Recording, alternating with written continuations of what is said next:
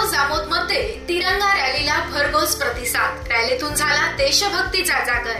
जम्मू काश्मीर मधील पहलगाम परिसरामध्ये पाकिस्तानी दहशतवाद्यांनी केलेल्या भ्याड आणि अमानवी हल्ल्यानंतर भारतीय सैन्यानं तात्काळ कारवाई करत ऑपरेशन सिंदूर राबवलं। या धडक मोहिमेमध्ये सैन्यानं अतुलनीय शौर्य दाखवत सुमारे 100 पेक्षा अधिक दहशतवाद्यांचा यशस्वीपणे खात्मा केला। या यशस्वी कारवाईनं देशवासियांचं मन अभिमानानं भरून आलं। या धाडसी आणि निर्णायक मोहिमेमुळे जम्मू काश्मीरमध्ये पुन्हा एकदा शांततेचा श्वास घेता येईल असा विश्वास व्यक्त केला जातोय। भारतीय सैन्यानं केवळ दहशतवाद्यांना चोख प्रत्युत्तर दिलं नाही, तर सीमावर्ती भागामध्ये शांतता प्रस्थापित करण्याचं काम देखील केलं आहे।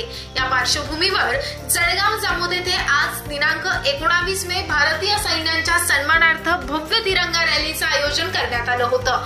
यावेळी नागरिकांनी मोठ्या संख्येनं उपस्थित राहून देशभक्तीचा जागर केल्याची भावनिक उद्गार आमदार डॉक्टर संजय कुटे यांनी व्यक्त केले।